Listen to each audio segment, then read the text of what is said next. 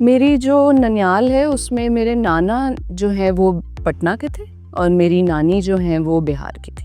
बिहार फिर इनको पहली हिजरत करनी पड़ी 47 में और फिर 71 में ये लोग ढाका में। यहाँ तक कि मेरे जो हस्बैंड है वो भी अक्सर मुझे कहते हैं कि जब तुम गुस्से में आती हो ना तुम्हारे अंदर का बिहारी निकला।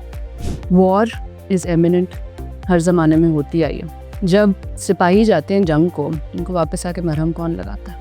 जो सेजेस होती हैं जिनके पास सारी दुनिया का विजडम होता है, जो रात को लोरियाँ सुनाती हैं आपके बच्चों को, जो ये कहानियाँ बता के उनको बड़ा करती हैं, किसी काबिल बनाती हैं, जो उनको पैदा करती हैं, औरतें ही होती हैं ना, तो खूबसूरती से आगे ये सारे आंसर हैं उनकी शख्सियत में तो कर पाती हैं। 300 आपने देखी होगी, बहुत famous film.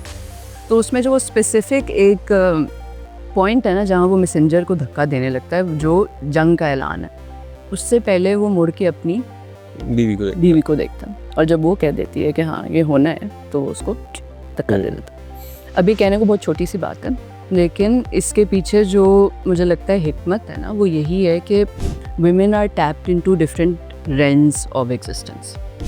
The way we see the world, men don't see it. A house और जो family unit होता है, जो मर्द और औरत के roles होते हैं, they are interchangeable because they're human roles, they're not gender roles. एक दफ़ा ज़रा अपना दीन और फ़िक़्ह खुद पढ़ के देख लें, मदरसों से बाहर अपना निकाह नामा एक दफ़ा खुद ज़रा रिसर्च कर लें कि उसमें फ़िक़्ह के हिसाब से या शरीयत के हिसाब से क्या हुकूक दिए गए हैं आपको।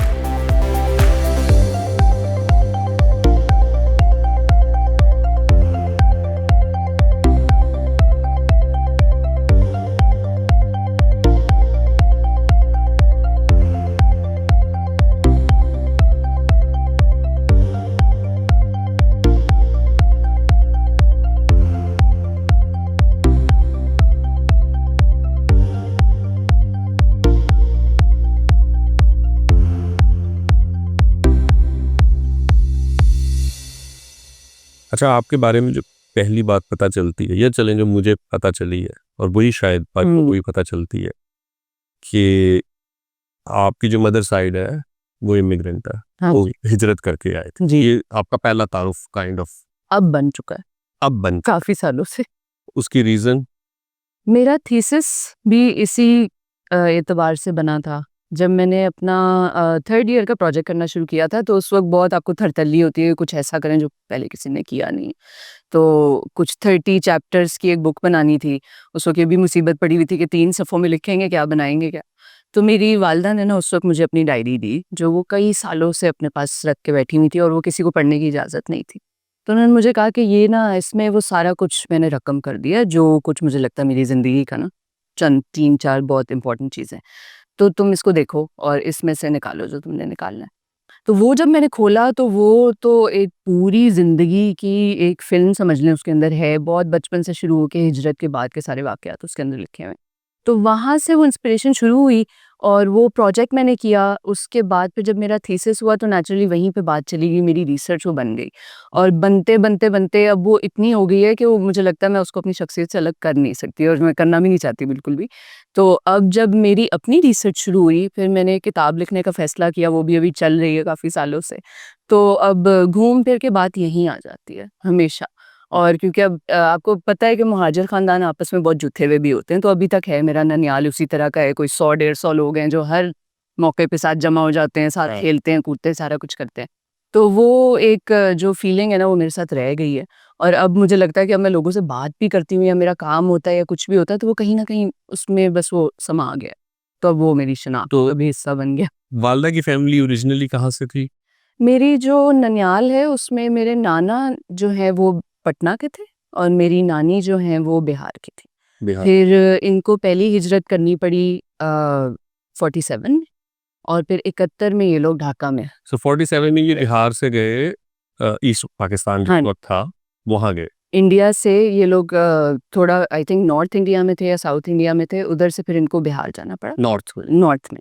और फिर वहाँ पे वो रहे काफ़ी साल और फिर 71 में यहाँ कराची आए हिजरत करके नवंबर। ठीक है।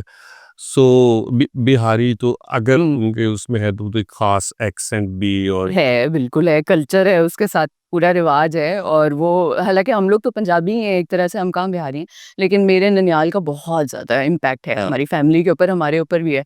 यहाँ तक कि मेरे जो हस्बैंड है वो भी अक्सर मुझे ये कहते हैं कि जब तुम गुस्से में आती हो ना तुम्हारे अंदर का बिहारी निकला। तो वो है, बहुत ज़्यादा उसका रुझान अभी भी है हमारे पास। तो हैं बिहारी ही हैं पीछे से, और ज़्यादा जो हमारी फैमिली की लिनिएज है वो भी वहीं से बिलॉन्ग करती है, ओल्ड बिहार से, ढाका मीम्स से। भी अक्सर आ रही होती हैं बिहार की। तो बहुत ज़्यादा आती हैं। दूसरा मेरे ख्याल से बॉलीवुड में बहुत ज़्यादा इसके हैं, स्टीरियोटाइप्स भी हैं और बड़ी अच्छी रिप्रेजेंटेशन भी है। तो बड़ा एक फेमस कल्चर है। सो पहली माइग्रेशन देखी फैमिली ने जो इंडिया से बांग्लादेश की तरफ सेंटालिस की, है ना? और अगेन उसकी रीजन फसादात, बिल्कुल। हाँ, अनसर्टेनिटी और वायलेंस यही है। यही है। और विद इन 25 ईयर्स फिर एक और हिजरत देखी, बिल्कुल। और ये वाली तो आई थिंक ज्यादा मुश्किल होगी क्योंकि उस वक्त पाकिस्तानी तो बांग्लादेश से निकल नहीं पा रहे थे, लाखों की तादाद में तो अभी भी फंसे हुए हैं, फंसे हुए हैं आधे जिनके स्टेटस पाकिस्तान में, आधे बांग्लादेश। बांग्लादेश में बंगाली फंस गए और हाँ, सॉरी पाकिस्तान में बंगाली फंस गए और बांग्लादेश में बांग्लादेश में पाकिस्तानी पाकिस्तान। फंसे। उसका ना एक और भी बड़ी अफसोसनाक बात है कि वो एक ही मुल्क के इस तरह से जैसे दो हिस्से हो गए। तो ये तो हम कह सकते थे ना कि अच्छा 47 में जो है वो हिंदू मुसलमान का एक फसाद था, उसमें अलग होना ज़रूरी था, कोई और सूरत नहीं थी।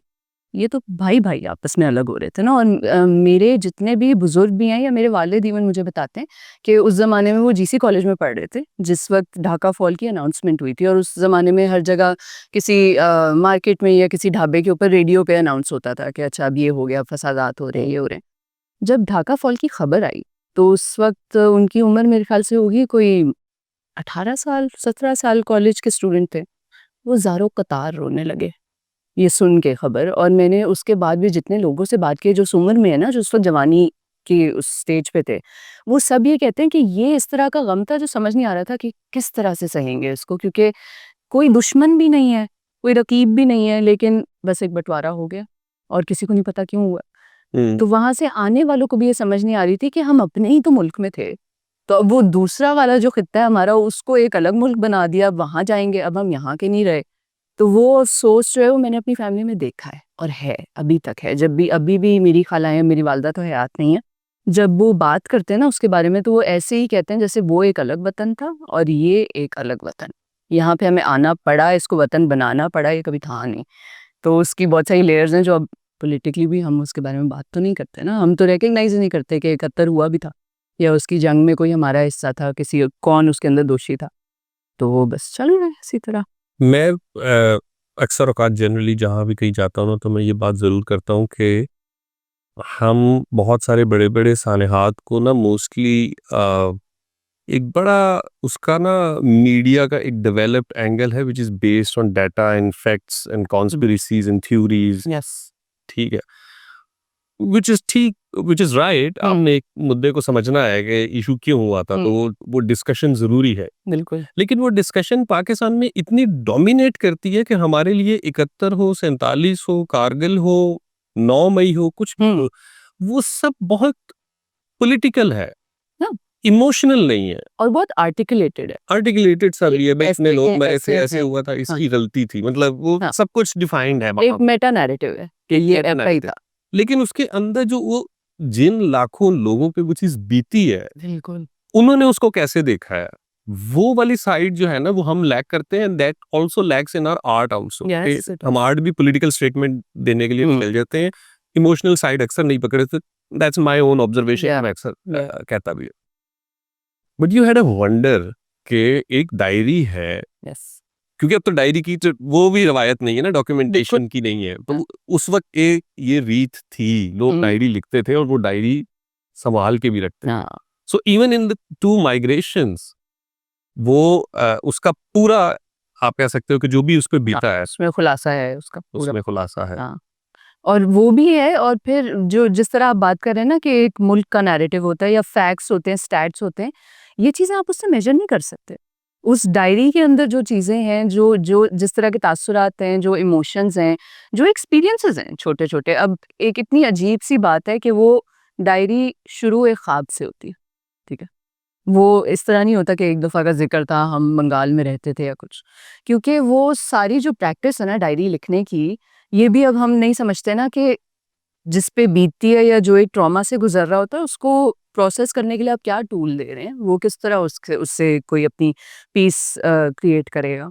तो उन्होंने वो डायरी लिखनी इसलिए शुरू की थी क्योंकि उनको बहुत सालों बाद जब उनके बच्चे हो गए, उन्होंने यहाँ पे एक ज़िंदगी बना ली, तो उनको ये ख़्याल आया कि एक ज़ख्म है जो नहीं भर रहा, जिसकी कोई सूरत नहीं नज़र आ रही कि ये साफ़ हो जाएगा या इसका गम कम हो जाएगा और उसका जब इम्पैक्ट आपकी ज़िंदगी पे पड़ना शुरू होता है, तो वो नज़र आने लगता है। तो मेरे वालिद ने उनको बहुत पुश किया कि थेरेपी कराओ, या you are depressed, you are traumatised, उसको समझने की ज़रूरत है कि अंदर गुबार है, इसको किस तरह निकालना है भाई।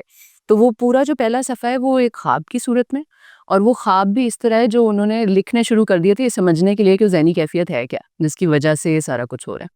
तो जब उन्होंने वो ख्वाब का पूरा खुलासा लिखा, उसके बाद उन्होंने कहा कि मुझे पता है कि ख्वाब किस तरफ इशारा कर रहा है, और वो यही है कि वो जो जमी हुई चीज़ें अंदर है ना, वो अब इस तरह से बाहर निकलती हैं कि मुझे खुद भी अंदाज़ा नहीं होता कि ये कहाँ से आ रही हैं, लेकिन कहीं न कहीं मुझे पता है कि ये गम कहाँ से उखड़ के आ रहा है बाहर।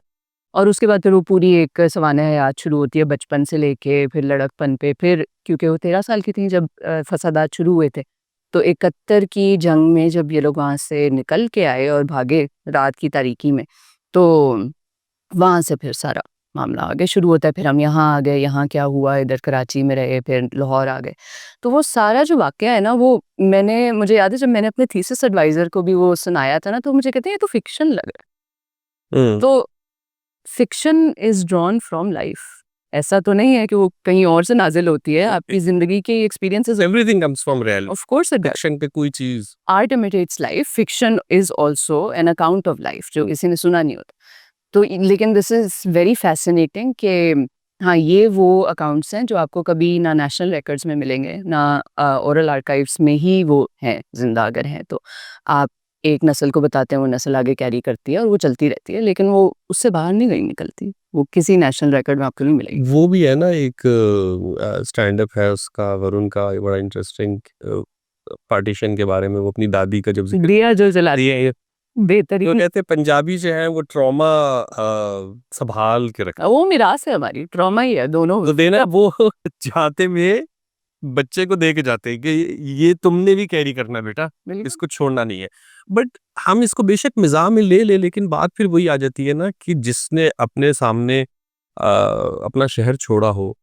अब कुछ लोग कहते हैं कि भाई जब जॉन एलिया और इस तरीके के जो भी लोग थे, जिनको अपने एरिया में पूरा शहर जानता था ना, बाहर निकलते थे, एक दुनिया पहचानती थी, एक नई जगह पे आ गए हैं, घर भी नहीं है, किस तरह रहना है, कि तो वो चीज आप भूल तो कभी भी नहीं सकते। नहीं, नहीं, बिल्कुल भी नहीं। एक शिनाख्त उसके साथ जुड़ी होती है, एक पूरी ज़िंदगी आपने गुज़ारी होती है, तो वो उसका खो जाना और उसको हासिल करने की तगो-दो जो है ना, वो सारी ज़िंदगी जारी रहती है और रही है।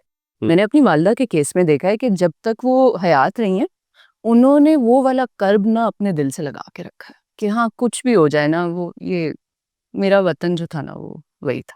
या अभी उन्होंने जहाँ पे ख़त्म की अपनी डायरी, अब पता नहीं मैं बहुत ज़्यादा इसके बारे में क्यों बात कर रही हूँ, लेकिन वो जहाँ पे ख़त्म होती है ना डायरी, उधर उन्होंने यही लिखा है कि जब मैं अपनी बीमारी के हाथों बहुत मजबूर हो जाती हूँ ना तकलीफ़ से, तो मैं अपने आप को ना अपने गाँव में वापस ले जाती हूँ। मेरे दोस्त, मेरी कुएँ की मुंडेर, मेरा बेरी का दरख्त, क्योंकि बीमार को ना कदरे ज़रा आराम आ जाता है, उससे कैसे लगता है जैसे ज़ख्म के ऊपर किसी ने मरहम रख दिया। तो काफ़ी लोगों की किस्मत में यही है बस। यही आप कर सकते हैं, जब कोई चीज़ आपसे छूट जाए इस तरह जिसमें ना आपकी मर्ज़ी थी, ना आपकी ऑटोनॉमी थी, ना आपको पता था कि आगे ज़िंदगी में होना क्या है। बस एक है, एक डिक्लेरेशन होगी कि आज से भई वो बॉर्डर के पार चले जाएँ, वहाँ पे आपका नया घर बन जाएगा, वहाँ नई ज़िंदगी होगी। तो 13 साल की उम्र में छोड़ जाना अपने वतन को और फिर उसके बाद 40 साल मज़ीद गुज़ारना उसकी याद में। तो यहाँ तो यानी ब्रेकअप हो जाए तो लोग 20-20 साल पे वो लड़की लड़के को नहीं भूलते, तो घर छोड़ाना घर छोड़, बहुत बड़ी बात। शहर छोड़ना, भाई तो ऐसी उसके साथ तो पूरी एक आइडेंटिटी जुड़ी है। बिल्कुल। सो वालदा थी बिहार से और आप पैदा हुई लाहौर। लाहौर में, और लाहौर में किस जगह? गालिबन फैसल टाउन में। फैसल टाउन। एग्जैक्टली मुझे याद नहीं, मेरा ननियाल फिर फैसल टाउन में सेटल हो गया था और आपका 90s वक्त में। कहाँ गुजरे लाहौर में ज्यादा? मेरा वक्त ज़्यादा जो है वो फैसल टाउन में गुजरा है, और मैं जहाँ पैदा हुई थी वो गुलबर्ग में, मेरे अब्बा की जो हवेली थी वो गुलबर्ग में थी।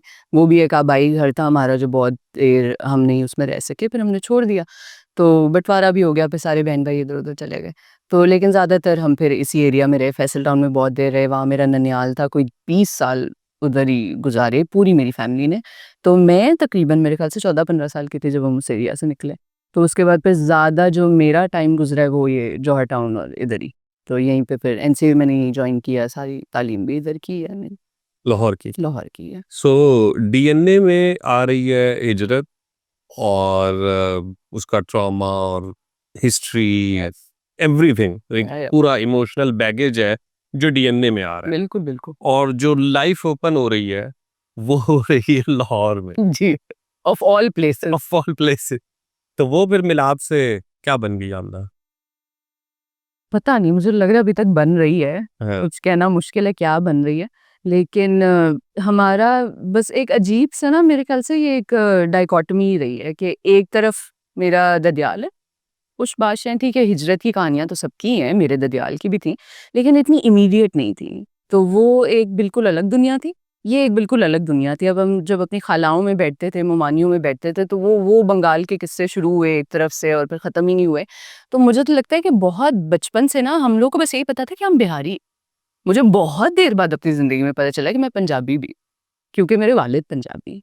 लेकिन क्योंकि उस चीज़ का शायद वो भारी इतनी थी या उसका इम्पैक्ट इतना ज़्यादा था, उसको सेलिब्रेट भी बहुत ज़्यादा किया जाता था। हाँ, वो सारे वो याद ही हर वक्त याद। तो हमने उसको ओन भी बहुत किया हम्म। कि और मुझे याद है कि जब मैं ओए लेवल्स में भी थी या जब मैंने पहली दफ़ा स्कूल से बाहर किसी और स्कूल में दाखिला लिया था, तो लोग कहते थे आप उर्दू स्पीकिंग हैं। कह रही थी आधी तो हूँ, लेकिन वैसे शायद पंजाबी ही हैं, कुछ पता नहीं है, कुछ तो हैं। तो शायद वो कन्फ्यूजन भी रही है, लेकिन मुझे बचपन से ये याद है कि मैंने इसी चीज़ से अपने आप को आइडेंटिफ़ाई किया है। तो बहुत स्ट्रॉन्ग एक मेरी पर्सनैलिटी का है रुकन, अभी तक है।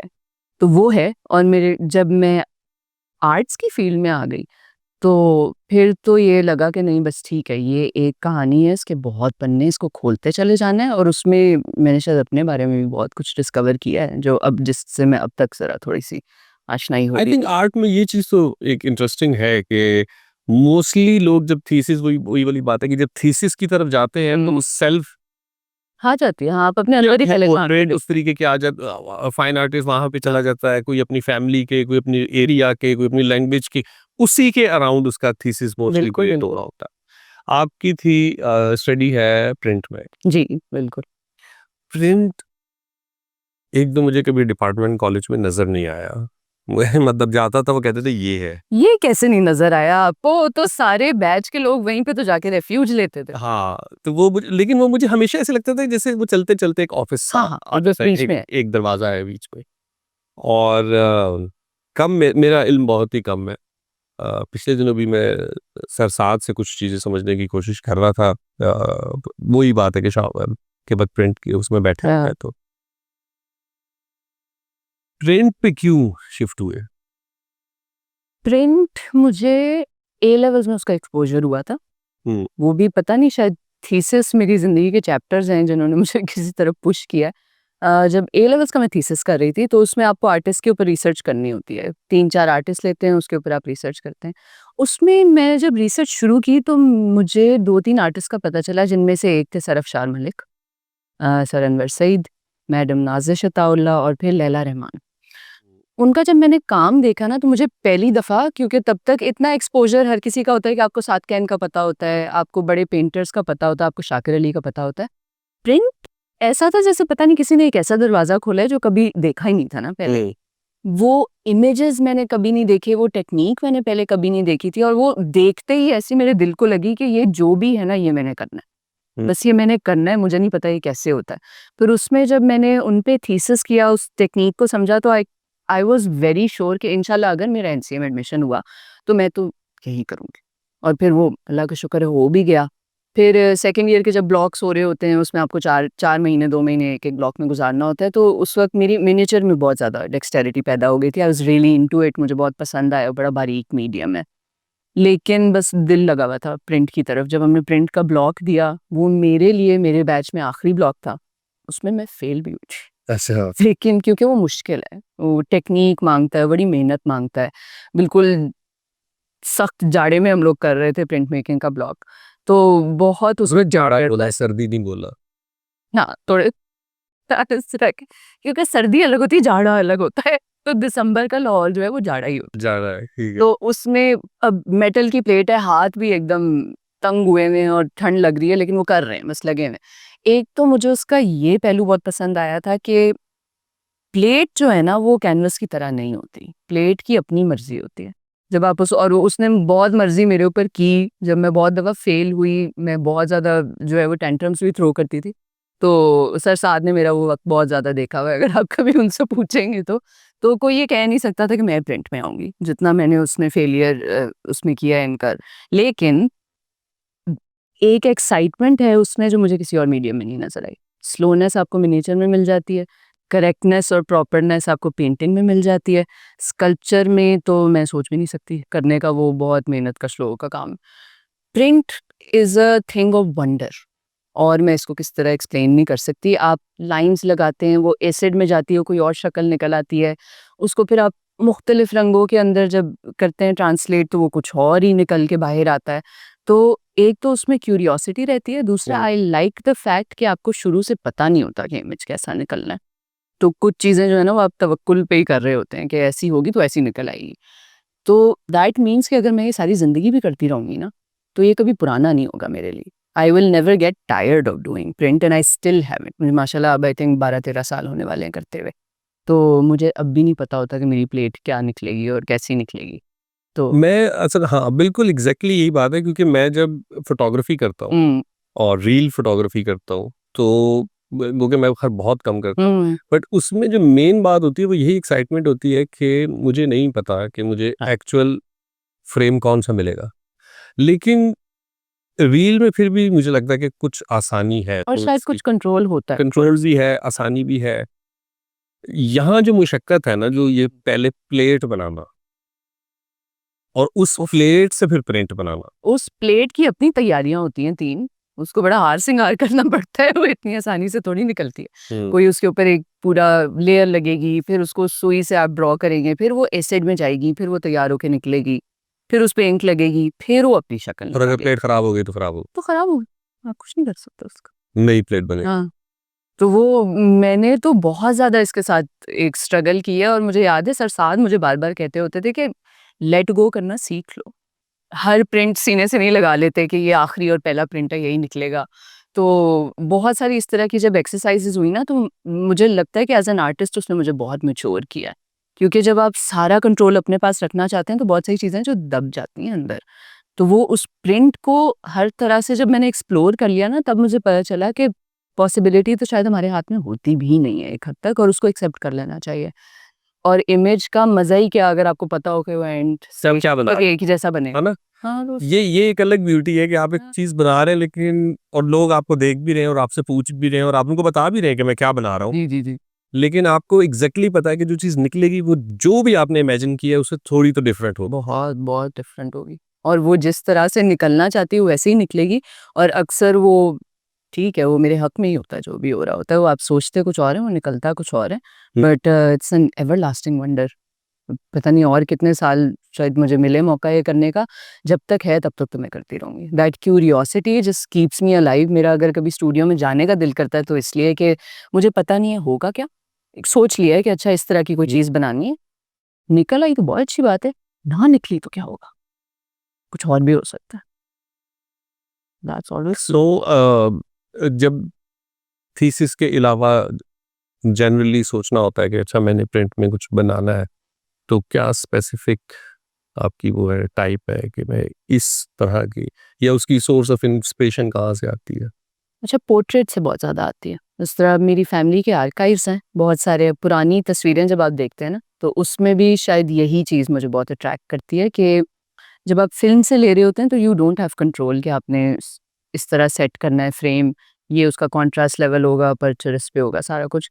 The image is what it is, वो एक ही दफ़ा निकलती हैं। तो जो फ़िल्म वाली पिक्चर्स हैं, वो मेरे पास बहुत ज़्यादा, बहुत तादाद में पड़ी हैं। वो मैं बार-बार जाके उनको देखती हूँ, किसी का चेहरा नज़र आ जाता है, कोई एक सेटिंग नज़र आ जाती है, वो मेरे काम में चली जाती है। वो करना होता है तो उस तरफ आर्काइव्स को मैं बहुत ज़्यादा इस्तेमाल करती हूँ। दूसरा मैं लिटरेचर को बहुत ज़्यादा इस्तेमाल करती हूँ। मैंने बचपन से पढ़ा बहुत है, मुझे शायरी बहुत पसंद है। तो वो भी कहीं न कहीं एक गूंज है जो रहती है। कहीं कोई शेर होता है जिसकी वजह से मुझे कोई इमेज दिमाग में आ जाता है, या किसी को कुछ बोलते हुए सुना होता है, वो फिर कहीं ट्रांसलेट हो जाता है।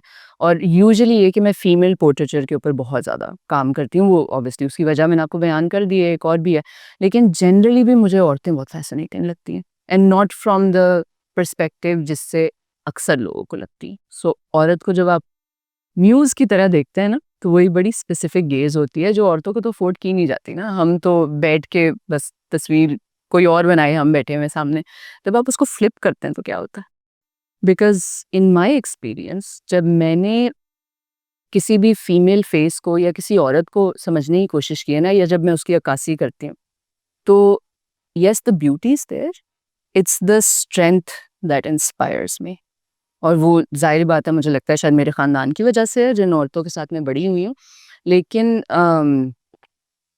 A female in its entirety एक बहुत बड़ी हस्ती है, जिसका खूबसूरती से आगे भी बहुत मकासद हैं। तो वो जब मैं एक्सप्लोर करना शुरू करती हूँ तो बहुत सारे उसके चेहरे आते हैं सामने। वो माँ भी होती है, दादी भी होती है, बहन भी होती है, या फिर कोई भी औरत होती है जिसकी कोई एक ना ब्रेवरी या उसकी कोई स्ट्रेंथ मुझे छू जाती है, and then I just have to translate it. तो उस तरह से भी वो मेरे काम में बहुत ज़्यादा आती। अच्छा, ये वैसे तो खैर अब काफ़ी इस पे डिबेट होती है, बात ये बड़ा इंटरेस्टिंग पहलू है कि विमेन को अदर देन ब्यूटी देखना या सोसाइटी के लेवल पे तो अब छोड़ दें, हम उसकी बात ही नहीं कर रहे। हुँ। एज एन आर्टिस्ट भी बहुत मुश्किल हो जाता है ना, मतलब बहुत। अगर देखें जो फिल्म मेकर्स हैं, शायर हैं, आप लिटरेचर उठाएं, आप आर्ट उठाएं, तो समहाउ बहुत उसकी प्रोपोर्शन कम है कि जहाँ पे औरत को अदर देन ब्यूटी भी देखा है। बिल्कुल। ये नहीं मैं कह रहा कि नहीं देखा, ऑफ कोर्स देखा है, हाँ। कम देखा है। Yes. You want to pick that कि मैं उस यस। वाली वो काफ़ी बहुत कुछ और है। बहुत कुछ और है। वो आपके एंगल से क्या है? देखिए, सबसे पहले रीजेनरेटिव स्पिरिट, यप, औरत के अंदर सबसे बड़ा एक शऊर या ताकत क्या है कि वो बंजर ज़मीन को भी ना सैराब कर देती है। कैसे?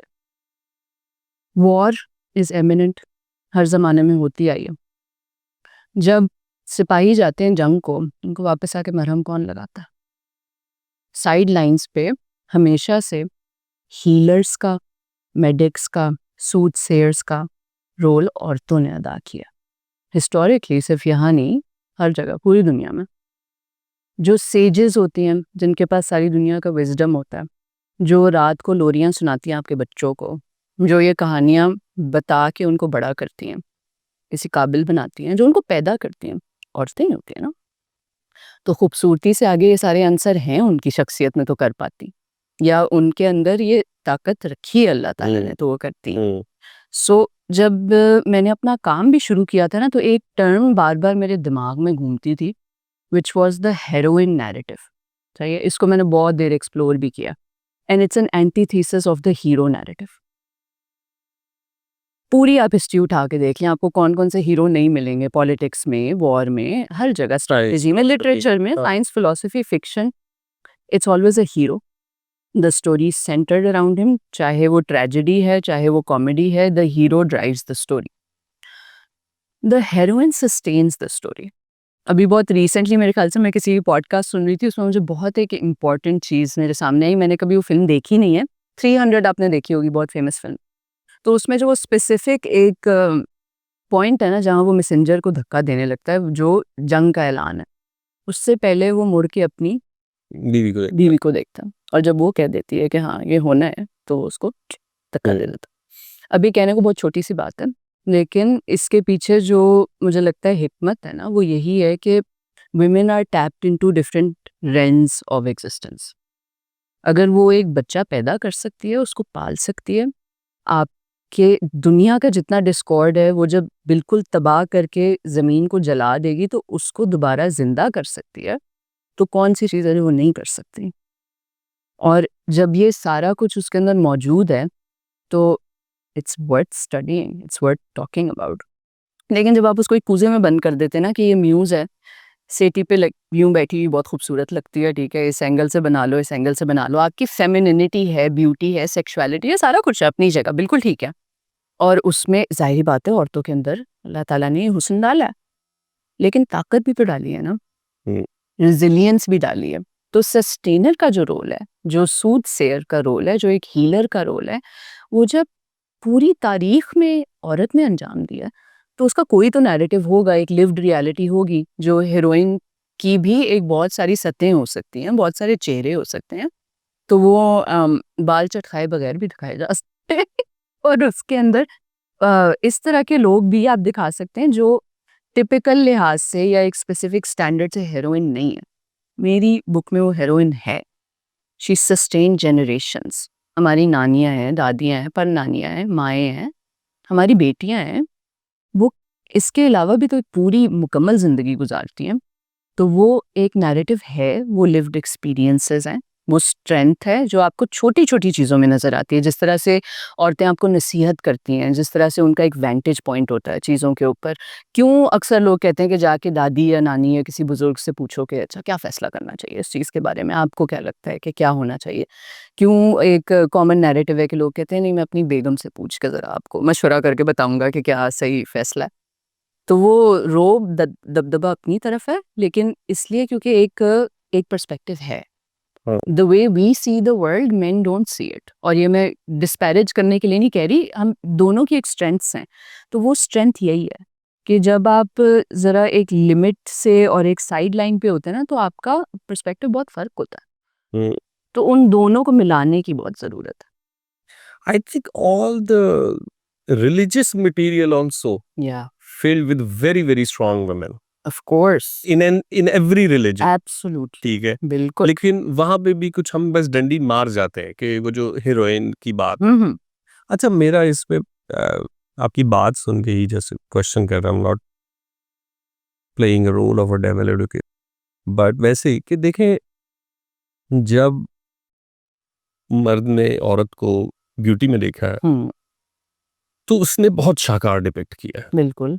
चाहे उसने पेंट किया है, चाहे उसने शायरी लिखी है, चाहे उसने फिल्म बनाई है, वो इंतहा करके गया। बिल्कुल। अब कुछ अरसे से मैं देख रहा हूँ कि ये विमेन की जो अदर स्ट्रेंथ्स है इसके ऊपर भी काम हो रहा है, आहिस्ता आहिस्ता। आहिस्ता आहिस्ता। थोड़ा मार्जिन हम दे सकते हैं कि अभी वो काम थोड़ा अभी एमेचर स्टेज पे है, या अभी और बहुत सारी रिस्ट्रिक्शंस है, इवॉल्व करेगा, बट वो उतना स्ट्रेंथफुल नहीं आ रहा। वो प्रीचिंग की डायमेंशन में कहीं चला जाता है, Yes. कंट्रोवर्सी की डायमेंशन में गिर जाता है, हम्म। डिबेट हो जाती है, हाँ, लेकिन बहुत कम चीजें हैं जो एक्चुअली मैं कहूँ कि रियलिस्टिक होती हैं। बहुत कम ऐसी होती हैं जो रियलिस्टिक। जैसे मैं इंस्पायर करता हूँ ना, मिसाल के तौर पे हम किसी नॉवल की बात कर ले, अब उसमें वो हीरोइन हीरोइन ही होगी, उसका एक लिमिटेड रोल होगा, वो बस इंतजार कर रही है, ठीक है। बिल्कुल। लेकिन उसकी ब्यूटी और वो सब कुछ इतना इस लेवल पे एक्सप्लेन किया गया होगा कि सिंड्रेला सरवाइव कर जाएगी फॉर सेंचुरीज, हाँ, अभी ठीक तक है, कर रही। अभी तक कर रही है। लेकिन अब उसमें 1000 खामी है जो हम निकाल के उस पर डिबेट भी करते हैं, बट वो समहाउ एक बच्ची, एक लड़की दिखती है, उसको अच्छा लगता है, वो बनना चाहती है। उतनी स्ट्रेंथ के साथ हम बाकी रोल्स के ऊपर क्यों नहीं काम कर पा रहे? लैग कहाँ कर रहे?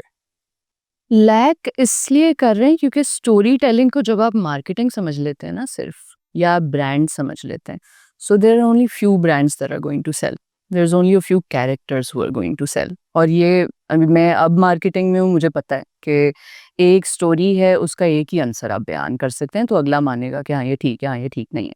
जो आप खास तौर पे इस चीज़ की बात कर रहे हैं ना कि और हमें क्यों नहीं शक्लें नज़र आती हैं, और किस्म के किरदार क्यों नहीं नज़र आते, उसमें एक्सेप्टेंस भी नहीं है अभी। लोग देखना नहीं चाहते क्योंकि फिर उससे अगला उसका स्टेप क्या होगा कि आपको कन्फ्रंट करनी पड़ेगी ना वो रियलिटी कि औरतें और भी ज़ुमरों में एग्जिस्ट करती हैं, उनके कुछ पहलू हैं जो खूबसूरत नहीं भी होते। नहीं, बट और पहलू में हम एक्सपीरियंस एक्चुअली तो कर रहे हैं। अगर आप किसी से पूछेंगे तो क्या, हाँ मैंने स्ट्रॉन्ग वुमेन देखी है, मेरी पुप्पी थी, मेरी दादी थी, हमारे हमसाये में एक खातून रहती थी, इस तरह देखी तो सबने है, देखिए सबने। एक्सपीरियंस तो किया हुआ है। आर्ट में उसको आर्ट अच्छा नहीं लग रहा होता, या वो यही वाली बात है कि वो रियलिटी उसको अच्छी नहीं, क्या उसको अच्छा क्यों नहीं लग रहा होता? रियलिटी नहीं अच्छी लग रही होती, क्योंकि हमने जो जिस पेडिस्टल पे औरत की ज़ात को बिठा दिया है ना, वहाँ से उसको गिराना बहुत मुश्किल काम है। क्योंकि जब वो वहाँ पे है, तो वो आइडियलाइज़ करने के काबिल है। वो स्ट्रेंथ रखती है कि और लोग उसको एस्पायर करें। अगर एक छोटी बच्ची देखती है और उसको सिंड्रेला की खूबसूरती या उसकी कहानी बहुत पसंद आती है, तो उसमें उसका कोई दोष नहीं है और इसमें कोई कबाहत भी नहीं है कि वो आइडियल्स भी होने ज़रूरी हैं। लेकिन जब वो उसको एम्यूलेट करने की कोशिश करेगी या उस तरह की ज़िंदगी गुजारने की कोशिश करेगी, जो मुश्किलात उसको आएँगी या जिन पहलुओं से वो गुज़रेगी, जिन मराहिल से गुज़रेगी, उसकी अक्कासी भी तो ज़रूरी है ना। अगर वो उसकी 10वीं सीढ़ी है, तो आपने उसको 9 सीढ़ियाँ बतानी है ना, कि ये कुछ करके बेटा सिंड्रेला बनना चाहता है, तो वो भी बनने का एक सफ़र है पूरा। सिंड्रेला बनना आसान काम तो नहीं है ना बिल्कुल भी। या कोई भी आप अगर मॉडल बनते हैं, आप कोई रानी बनना चाहते हैं, तो आसान काम तो नहीं है वो भी बनना। उसमें भी बहुत सारे पहलू हैं जिनको आपको एक्सप्लोर करना पड़ेगा। लेकिन जब आप नॉर्मल बिल्कुल एक ऑर्डिनरी लाइफ की बात करते हैं ना, तो उसमें भी being a woman in itself is a job, just like being a man in itself is a job. सिर्फ मेरा यहाँ पे पॉइंट ऑफ कंटेंशन आता है कि दोनों ना मुकम्मल इंसान है, उनको मुकम्मल इंसान की तरह दिखा दिया करें। एक मर्द जो है वो सिर्फ जब तक जाबिर नहीं होता तब तक वो मर्द होता है, ये पहलू भी एक अकेला पहलू नहीं है मर्दों का। एक औरत जब तक सुशील नहीं होती और कमज़ोर नहीं होती तब तक वो औरत नहीं होती, ये पहलू भी सिर्फ ज़रूरी नहीं है। इंसान तो पूरे हैं ना। तो वो बस ये मसला नहीं है कि कौन-सा नैरेटिव बहुत कॉमन है, मसला ये है कि अनएक्सप्लोर्ड है और मुझे लगता है कि जितना ज़्यादा हम इसको नॉर्मलाइज़ करेंगे, उतना ज़्यादा लोग उसको एक्सेप्ट भी करेंगे। अब हम देखना शुरू हुए हैं कि हमारे ड्रामों में या जो हमारा अदब अब लिखा जाता है, उसके अंदर थोड़ा-सा इस चीज़ को लोग इस लाइन को टो करते हैं। थोड़ा-सा कोशिश करते हैं कि अच्छा एक कैरेक्टर ऐसा दिखा दें जो ज़रा मुख्तलिफ हो या थोड़ा-सा दिलेर हो औरत के लिहाज से। तो एक्सेप्टेंस उसकी आ जाती है, क्योंकि जब आप वो पढ़ते हैं, जब वो किरदार आप देखते हैं, तो आप कहते हैं हाँ, मैं अपनी ज़िंदगी में इस तरह की एक औरत को जानती हूँ या जानता हूँ, या इस तरह का मर्द मैंने देखा है। हाँ, हर घर में एक ऐसा मर्द नहीं होता या ऐसा होता भी है। तो सिर्फ diversity of narratives and characters is important for that, क्योंकि अगर हमारी ज़िंदगी से ही हम सबक उठा रहे हैं ना, तो उस ज़िंदगी में इस तरह के लोग भी बसते हैं। वो हमारी ज़िंदगी पे बहुत ज़्यादा उनका असर भी होता है। तो उसकी रिप्रेजेंटेशन जितनी ज़्यादा होती है, उतना ज़्यादा ये एक्सेप्टेंस सोसाइटी में आती है कि हाँ, लोग हर रंग शक्ल के होते हैं, हर मिजाज के होते हैं। उसमें मर्द औरत का आंसर एक बहुत मुख्तलिफ चीज़ है। इसमें मुझे जो एक हर्डल रही है, जिसकी वजह से वो आपको उसका चिढ़ भी पैदा होने लग जाती है, कि मोस्टली जो हमारे पास काम आता है ना अक्सर औकात लिखने का, और उसमें पहली बात ये होती है कि जी इसमें हम ना विमेन को क्लीशे रोल से निकालेंगे। तो एक क्रूसेड होती है वो। हाँ, बेचनी उन्होंने ब्रांड होती है। हाँ, बिल्कुल। अब जब वो ब्रांड बेचने के लिए वो जिस तरीके का कैरेक्टर लिखवा रहे होते हैं, पता नहीं क्यों मुझे उस पे ये एतराज होना शुरू हो जाता है कि हम अब जो स्ट्रॉन्ग विमेन भी डिपिक्ट कर रहे हैं ना, वो भी एक सर्टेन कैरेक्टर है, बिल्कुल, बिल्कुल है। और वो भी थोड़ा-थोड़ा ना वो स्टीरियोटाइप में जा रहा है, हाँ। कि आप उसकी मतलब अगर मैं आपसे वैसे शेयर करूँ कि हमारा एक प्ले था, तो उसमें हमारी ये बहस चल रही थी कि नहीं ये लड़की स्ट्रॉन्ग है, हुँ। तो ये रोएगी नहीं, सही। क्योंकि हमारी टीवी में बहुत लड़कियाँ रोती हैं। हाँ, अब मेरा उस पे सिर्फ वाहिद आर्गुमेंट था कि मैं नहीं जानता कि 6 दिन और टीवी पे क्या चल रहा है, रोती होंगी लड़कियाँ, लिखते होंगे स्टीरियोटाइप। मेरा कैरेक्टर क्यों नहीं रो सकता? अगर वो स्ट्रॉन्ग है तो वो रो क्यों नहीं सकता? बिल्कुल। तो वो एक बड़ी सर्टेन सी हमें वो नज़र आ रही है कि अच्छा विमेन को एम्पावर दिखाना है, इसको डॉक्टर बना देते हैं, लेकिन बीच में घी मसाला राउंड को ये किसी तरह किचन में वापस ज़रूर आए। चली जाए, हाँ। एंड में आके हांडी में एक दफ़ा चम्मच ज़रूर मारेगी। या मैं मतलब काम भी करती हूँ, हाँ। लेकिन मैं घर भी घर भी संभालती हूँ। अच्छा मैं क्रिकेट भी खेलती हूँ, लेकिन मुझे अपनी स्किन मुलायम भी रखनी है और उसको काला होने से भी बचाना है, बिल्कुल, व्हिच इज़ फेयर, जिसका दिल करता है वो करे। बट इससे आपको लगता है कि ये कुछ इवॉल्व कर पाएगी सोसाइटी में, डिबेट को किसी सही डायमेंशन में आगे लेके जाएगा, इस तरह का एक्टिविज्म बेस्ड नैरेटिव? इस एक्टिविज़्म से वैसे अब मुझे इतराज़ है, बिल्कुल आपकी तरह मुझे भी इससे बहुत इतराज़ है। लेकिन मुझे लगता है ये नेसेसरी ईविल है। जब आप किसी मोल्ड को तोड़ रहे होते हैं ना, तो 1-2 दफ़ा ज़रा लगानी पड़ती है ज़ोर से चोट।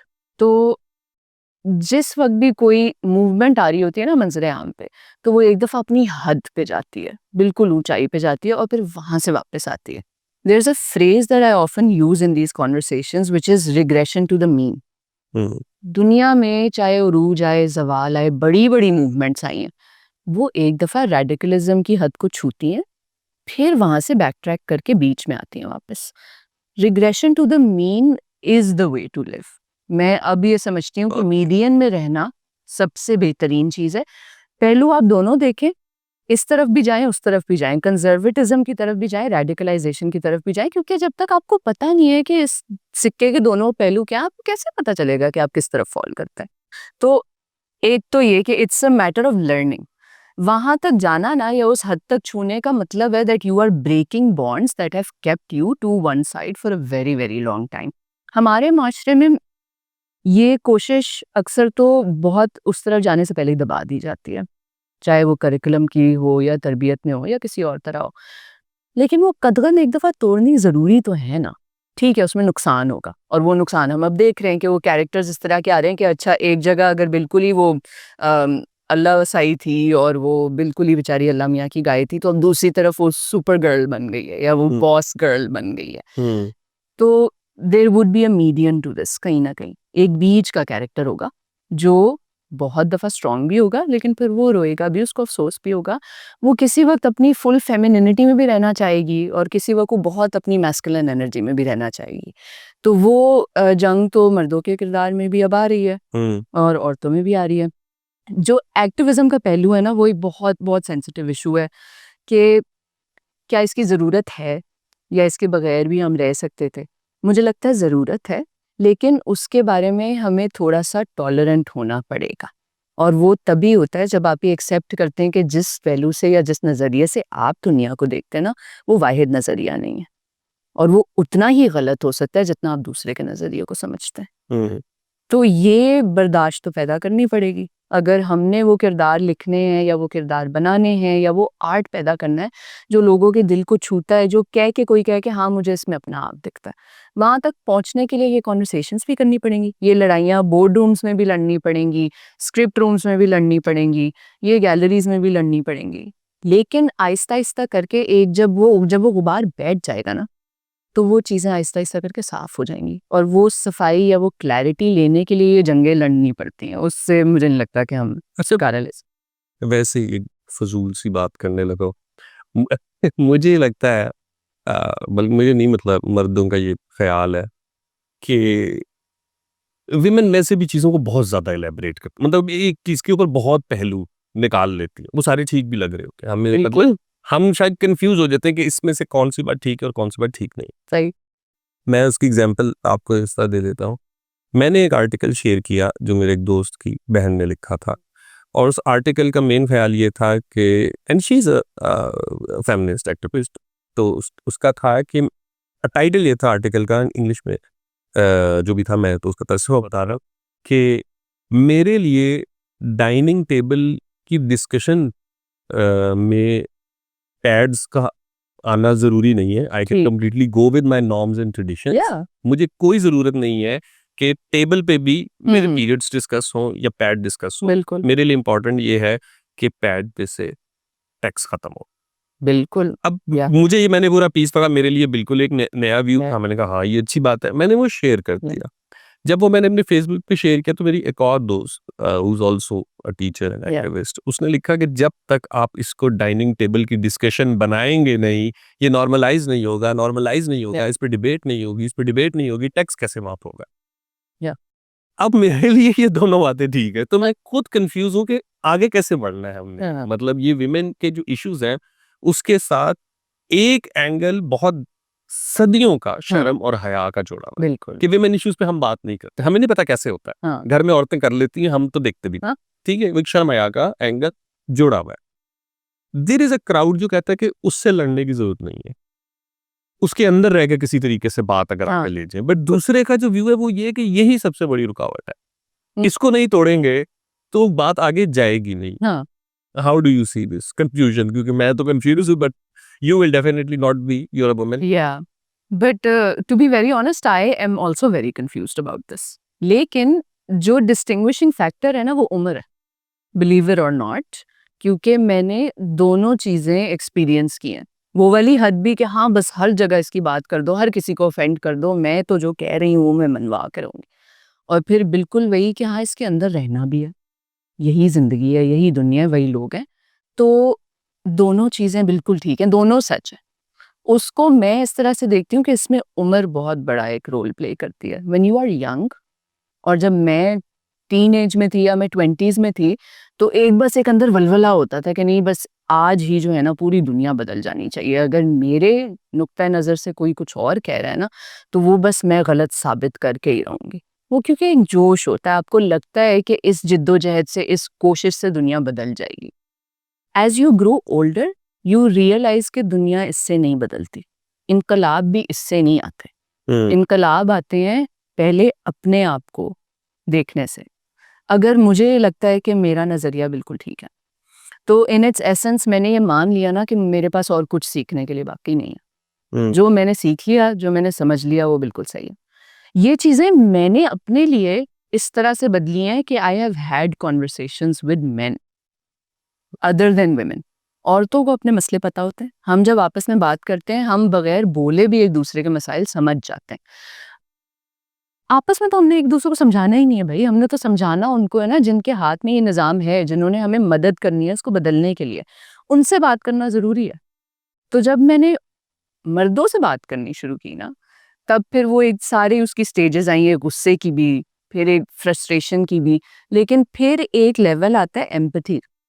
नॉट एन अंडरस्टैंडिंग कि हाँ हम जो कह रहे हैं वो गलत है और नहीं मर्द जो कह रहे हैं वो ठीक है। जस्ट इन द सेंस के वही बात है कि एक पहलू मेरा है, मेरी लिव्ड एक्सपीरियंस है, एक बंदा आउटसाइडर है, वो पहलू देख रहा है जो मैं नहीं पहचान पा रही, तो उसको समझना ज़रूरी है। अगर मर्दों को ये बात नहीं समझ आ रही कि हम किस चीज़ के ऊपर वावेला कर रहे हैं या हमारे मसाइल क्या हैं, तो इसलिए क्योंकि उनको उससे दूर रखा गया है। अगर पीरियड्स की डिस्कशन आज तक ज़िंदगी में किसी ने नहीं की, या आपके भाई ने नहीं की, आपके वालिद ने नहीं की, आपके शौहर को नहीं पता, बहुत सारी औरतें, आप मानेंगे कि नहीं, उनके शौहरों को नहीं पता होता कि वो किस चीज़ से गुज़रती हैं हर महीने, पीरियड्स होते क्या हैं, उसमें क्या तकलीफ़ होती है, क्या होता है। इसलिए क्योंकि उनकी माँओं ने कभी उनसे बात नहीं की होती, उनकी बहनों ने उनसे कभी बात नहीं की होती। उसके एवज़ अगर आप ऐसे मर्द देखते हैं ना जिनको पता होता है इन चीज़ों का, उसके पीछे भी औरतों का रोल होता है। उनकी माँओं ने उनको बताया होता है कि बेटा बहन की तबीयत ख़राब है, ठीक है? उसको इस वक़्त तंग नहीं करना, उसके लिए ये लेके आना है, उसको इस वक़्त आराम की ज़रूरत है। या माएँ खुद पीरियड्स में या दर्द में जो है वो फ़िज़ूल के रोज़े नहीं रख रही होती, छुपाने के लिए कि अच्छा आज पीरियड्स हो गए, किसी को पता ना चले। वो अपने बेटों को भी इंसान की तरह ट्रीट करते हैं। एक बॉडीली फंक्शन है, एक इलनेस है, उसको समझो, उसके इर्द-गिर्द सर्कमवेंट करना बंद कर दो। Normalisation is the only way to do it. मुझे ये लगता है कि असल एक्टिविज़्म जो है ना, is having that tolerance and that breadth of experience कि अगर मुझे किसी चीज़ से इख्तिलाफ़ है और मुझे लगता है कि इसको बदलना चाहिए, तो वो हाँ, तारीख़ में बहुत डंडे के ज़ोर पे भी बदला है, मिलिटेंट तरीके से भी बदला है। फेमिनिस्ट हिस्ट्री में ये सारे लेवल्स रहे हैं। मिलिशिया भी फ़ॉर्म हुई है, कोलिशंस भी फ़ॉर्म हुई हैं। औरतों ने जो है वो सफ़्रेजेट्स की भी एक बहुत ज़्यादा एक लाइन्स है जो गुज़री हैं, 3-3 4-4 जनरेशंस है। लेकिन अब हम जिस दौर में रह रहे हैं ना, उसके अंदर we know that these systems will prevail. मेरे लिए अब बिल्कुल वही रिग्रेशन टू द मीन वाली बात ही आ जाती है कि if a normal ordinary life has to be lived well, तो उसको गुजारने का तरीका ये है कि पहले मैं अपने अंदर देखूं कि क्या पहलू हैं जिनको मैं सुधार सकती हूँ, जिनसे किसी और का नुकसान हो रहा है, चाहे वो मर्द है या औरत है। और उसके बाद फिर ये जो बहुत बड़े बड़े माशरती मसले हैं ना, हमारे इर्द गिर्द जो लोग उसमें रोल प्ले कर रहे हैं, आप उनसे शुरू करें। अगर मेरे घर में मेरा भाई है, मेरा बाप है, मेरा शौहर है, जो इन छोटी-छोटी बारीकियों को नहीं समझ रहा, तो मेरा काम है कि जो उसके पास इन्फॉर्मेशन नहीं है वो मैं उसको दे दूँ, और फिर ये देख लूँ कि अच्छा वो इस्लाह करना भी चाहता है कि नहीं। फिर वो एक आप फिर आप क्लैरिटी से कहते हैं कि अच्छा ये लॉस्ट कॉज़ है, this is something that can be improved, अपनी एनर्जी वहाँ लगा लो। At the end of the day उम्र आपको सिर्फ ये सिखाती है कि you choose your battles and you choose the hill you wanna die on. तो अगर डिनर टेबल पे वापस आ जाए ना, तो I don't want to die on a hill जहाँ पे मैं पैड्स को डाइनिंग टेबल पे लेके आऊंगी, but I know which hill I will die on. अगर मुझे पता है कि मेरे इर्द गिर्द 4 बहुत करीब मर्द हैं, उनसे मैं सेफ्टी रिक्वायर करती हूँ, उनसे मैं फ्रेंडलीनेस रिक्वायर करती हूँ, उनसे मैं इज्जत रिक्वायर करती हूँ। इफ़ दे अंडरस्टैंड कि ये सारी चीज़ें कैसे की जा सकती हैं, what is important to do, मैंने अपने बिहेवियर में क्या चेंज लाना है, उन्होंने क्या चेंज लाना है, that is what a normal person can do. उसका रिपल इफेक्ट है जो फिर इनकलाब लाता है, या उसका रिपल इफेक्ट है जो सस्टेन्ड चेंज लाता है। एक दिन उठ के आप सारे मर्दों को जेल में बंद कर देंगे तो हमारे मसले नहीं सॉल्व होंगे। तो it has to be incremental change, it has to be realistic change. अगर मैं अपनी ज़िंदगी में अपने इर्द गिर्द 4 बहुत करीब मर्दों की सोच बदल देती हूँ ना, और उसकी वजह से उनकी आगे नस्लें या उनकी बीवियाँ महफूज रहती हैं, my work is done. That's all that activism is for a normal person. Ground पे बेसिकली काम Yeah. की बात है। अच्छा, आमना हमारे साथ रिंशा मौजूद है, तो रिंशा से हम मिलते हैं और जानते हैं कि रिंशा क्या है। जी, अस्सलाम वालेकुम। वालेकुम सलाम। अ, बताएंगे अपने बारे में? जी मैंने 2020 में अपना फैशन डिज़ाइनिंग की फील्ड ज्वाइन किया। उसके बाद मैंने 24 में जब ये कंप्लीट हो गई तो मैंने अपनी मदर के साथ अपना बिज़नेस स्टार्ट कर लिया। मेरी मदर तकरीबन 25 ईयर से इस फील्ड में है, वो ये बिज़नेस रन कर रही हैं ब्रांड्स के साथ। लेकिन 24 में हमने अपना बिज़नेस सेपरेट स्टार्ट कर लिया। किस So, नाम से? गुलरेज फैशन के नाम से। गुलरेज फैशन। अभी मैं 2 ब्रांड्स रन कर रही हूँ, एक ट्रेंडी थ्रेड्स के नाम से और एक गुलरेज फैशन के नाम से। गुलरेज फैशन में बेसिकली हम लेडीज़ के लिए casual dressing, party wears, wedding collections इस तरह बनाते हैं। लेकिन ट्रेंडी थ्रेड्स में हम टी शर्ट्स पे वर्क कर रहे हैं फॉर मेल्स। तो आपके पास फॉर्मल एजुकेशन है या वैसे? यस, पहले मैंने डिग्री फैशन डिज़ाइनिंग की ली है, लेकिन मैं बचपन से अपनी मदर को देखती आ रही हूँ, ज़्यादातर मैंने उनसे ही सीखा सब कुछ। ठीक है। और इसमें कोई मटेरियल खास है? नहीं, खास तो नहीं है, वही जो सब यूज़ कर रहे हैं। लेकिन ये होता है कि हम क्वालिटी अच्छी रख के यूज़ करते हैं। कुछ लोग होते हैं जो ऑनलाइन काम कर रहे होते हैं, वो गंदा मटेरियल भी इसमें यूज़ करके तो सेल कर देते हैं। लेकिन हम क्वालिटी अगर अच्छी रखेंगे तो हमारी सेलिंग अच्छी होगी। ये वाली बड़ी यूज है, रेड एंड ग्रीन। ये क्रोशिया पे बने हुए हैं। ये कोई शेर जी, ये तो कोई पीडीआई बना के बनते के पीले सब इतने प्यारे कलर्स हैं, बहुत प्यारी लग रही है। यहाँ से मुझे इतनी अच्छी लग रही है। ये क्या है? ये क्रोशिया की किड्स के लिए फ्रॉक है। नाइस। तो बच्चों का भी है, बड़ों का भी? जी, बच्चों का भी है। बच्चों का बेसिकली ज़्यादातर ये क्रोशिया में ही रखा हुआ है, और एम्ब्रॉयडरी में हल्का फुल्का एम्ब्रॉयडरी में कोई टच दे दिया। या ज़्यादातर हम ये यंग लेडीज़ के लिए कर रहे हैं, मतलब जो 90 एज से 30 एज तक हो गई या इससे अबव हो गई, उनके लिए ज़्यादातर कर रहे हैं। और ये सब डिजाइन और वो आप खुद पे जी, डिज़ाइनिंग मैं खुद करती हूँ। और ऑनलाइन चल रहा है? जी, ऑनलाइन भी चल रहा है, वैसे भी चला रही हूँ। वैसे मतलब हमारे जो एक बुटीक बनाई हुई है हमने, छोटी सी है, यूनिट बनाया हुआ है, जहाँ पे मैं वर्कर्स को रख के करवा रही हूँ काम उनसे, साथ उनको सिखा रही हूँ, ट्रेनिंग दे रही हूँ। तो सेल आउट भी वहाँ पे कर रही हूँ मैं। शोरूम है आपका छोटा? जी। ठीक है। तो बिजनेस सही चल रहा है? जी, अल्हम्दुलिल्लाह ठीक चल रहा है। फर्स्ट ईयर में जब मैंने स्टार्ट किया तब तो इतना खास नहीं, क्योंकि मुझे भी इतनी नॉलेज नहीं थी बिजनेस कैसे चलाया जाए। फिर मैंने ट्रेनिंग्स वगैरह ली हैं, डिजिटल हम होके कैसे वर्क कर सकते हैं, तो अल्हम्दुलिल्लाह अब अच्छा चल रहा है। तो एग्जिबिट भी करते हैं? जी, एग्जीबिशन भी लगाते हैं। कारवान के थ्रू मैंने काफ़ी बार एग्जीबिशंस लगाई हैं, अच्छा एक्सपीरियंस रहा वहाँ से मुझे। ठीक है। चलिए रिंशा, हमारी तो बहुत नेक वर्कशॉप है, आपका बिजनेस जो है वो ज़्यादा से ज़्यादा चले। इसमें से आपकी सबसे अच्छी पसंदीदा प्रोडक्ट कौन सी है? मेरी सबसे पसंदीदा ये ट्रेंडी थ्रेड्स की शर्ट्स है। शर्ट्स है। जी। ये इसमें कुछ तो प्रिंटेड है और कुछ एम्ब्रॉयडरी? नहीं, प्रिंटेड कोई भी नहीं है, इसमें सारे एम्ब्रॉयडर्ड हैं। सारी जी। एम्ब्रॉयडरी है। अच्छा, ठीक है, जबरदस्त।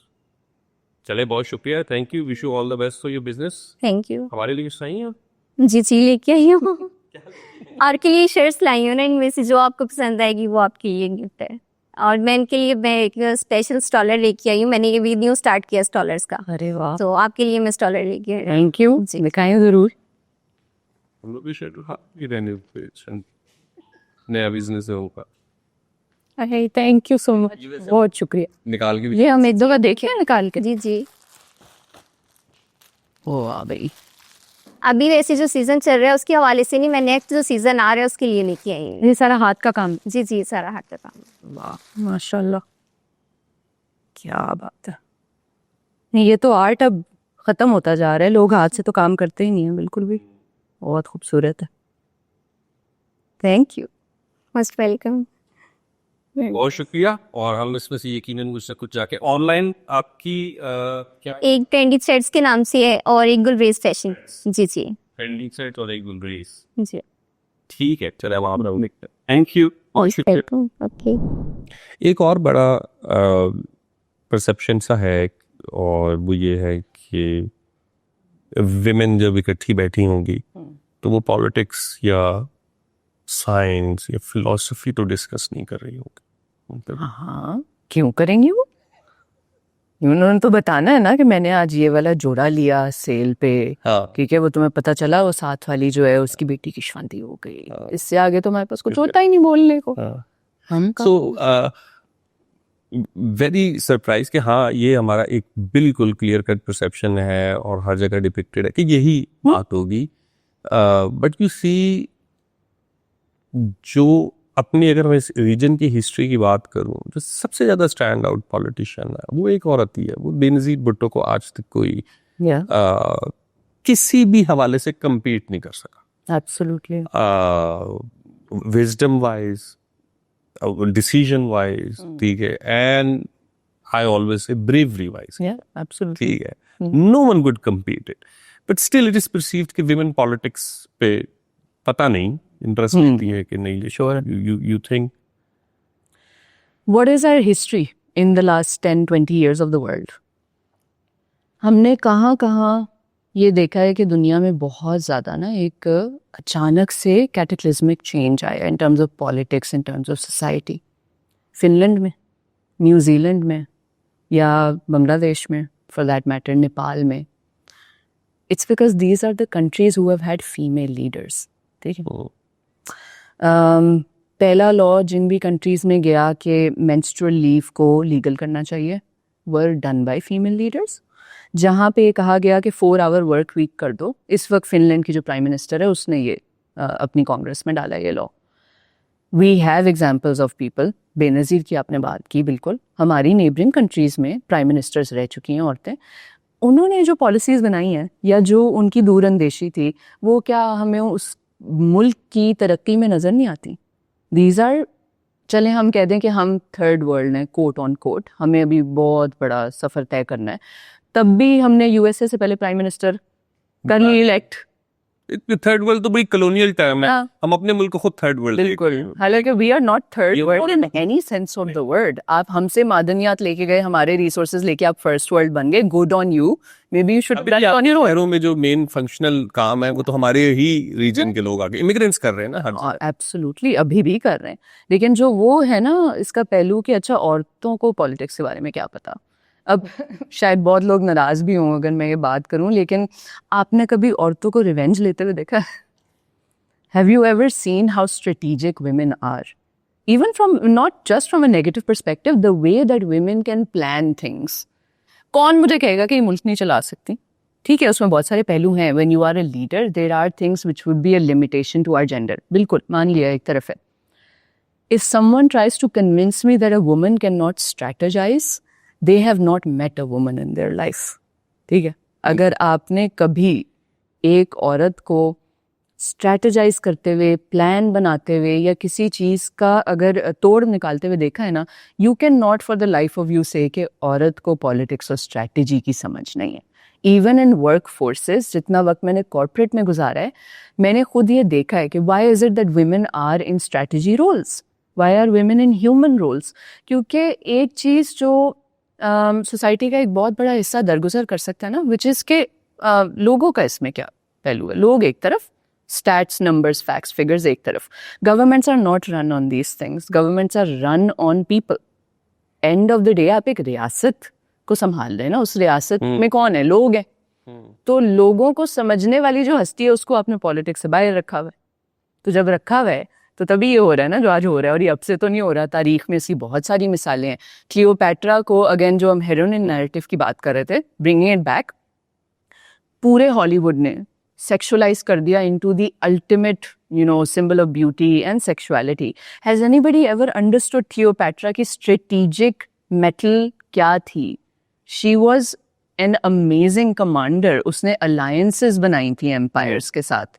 She ruled for years, giving the example of one of the best leaders you could ever find. तो मिसाल तो है ना, उस मिसाल को आप अब आगे किस तरह से रिप्रेजेंट करना चाहते हैं वो अलग बात है। सो ये तो it's a very false narrative कि ये हो नहीं सकता। हाँ, ये है कि शायद अब अगर औरतों का रुझान कम है तो इस वजह से क्योंकि हम उनको वो एक्सपोजर दे नहीं रहे। एजुकेशन जो है, हमारी जो सिस्टम्स हैं, जो हमारी तरबियत है, वो औरतों को सिखा नहीं रही कि यार ये आपकी एक इनेट एबिलिटी है, आपको अल्लाह ताला ने ये गुण दिया, आप इसको किस तरह से इस्तेमाल कर सकते हैं। इस्लामी तारीख में हमेशा से औरतों ने ये रोल प्ले किया। इस्लाम की पहली तंजीम जो है वो औरत की कमाई से और औरत की स्ट्रैटेजी से चली है। उसको हम कितनी दफ़ा कहीं पे हाईलाइट करते हैं। बिल्कुल ऐसे। खदीजा रज़ी अल्लाह अन्हा का रोल हम कितना कुछ एम्पलीफाई करते हैं, इस्लाम की तंजीम में हम नहीं करते। जो रोल उन औरतों ने प्ले किया है, जो इतनी बड़ी बड़ी हस्तियों ने प्ले किया, वो पॉलिटिक्स ही थे ना। If you trickle it down, अगर हम उसको डिस्टिल कर लें तो वो वही है। इन सारे जो हमारे खुलफा थे, जो हमारे नबी थे, उनको साथ साथ वो उनकी गवर्नेंस, उनकी स्ट्रेटजी औरतें ही चला रही थी। इवन बहुत से इश्यूज पे कंसल्ट भी किया ना, बिल्कुल किया। पूछ के आता हूँ। हाँ, हजरत आयशा बहुत बड़ी एक हदीस की सोर्स है। हाँ। जब लोगों ने जानना होता था हुजूर के गुजरने के बाद के इसके बारे में क्या नुक्ता नजर था, तो वो आयशा के पास जाते थे।